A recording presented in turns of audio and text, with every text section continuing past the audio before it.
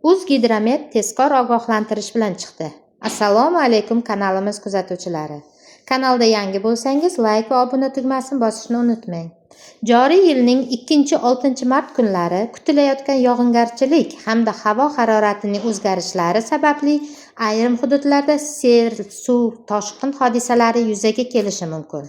Unga ko'ra, Qashqadaryo viloyati, Yakkabog', Dehqonobod, Chiroqchi, Kitob, Shahrisabz, Qamashi, G'uzor tumanlarida, Surxondaryo viloyati, Sariosiyo, Uzun, Oltinsoy, Denov, Boysun, Sherobod, Sho'rchi, Qumqo'rg'on, Muzrabot tumanlarida, Samarqand viloyati, Urgut, Samarqand, Bulung'ur, Nurobod, Qo'shrabot, Kattaqo'rg'on, Payariq, Jonboy, Ishtixon tumanlarida, Navoiy viloyati, Xatirchi, Navbahor, Nurota, Konimeh, Karmanna tumanlarida, Jizzax viloyati, Zomin, Baxmal, G'allarol, Sharof Rashidov, Forish, Yangiobod tumanlarida, Toshkent viloyati, Ohangaron, Bo'stonliq, Parkent, Piskent, O'rta Chirchiq, Yuqori Chirchiq tumanlarida va Angren, Olmaliq shaharlarida, Namangan viloyati, Pop, Kosansoy, Chortoq, Chust,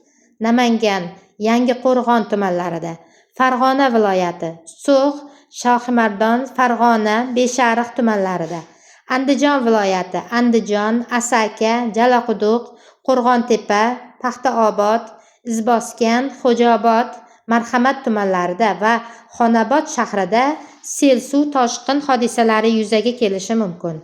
Respublikaning ayrim hududlarida yomg'ir suvlari to'planishi ehtimoli bor. Bu esa hududlarni suv bosishiga olib kelishi mumkin.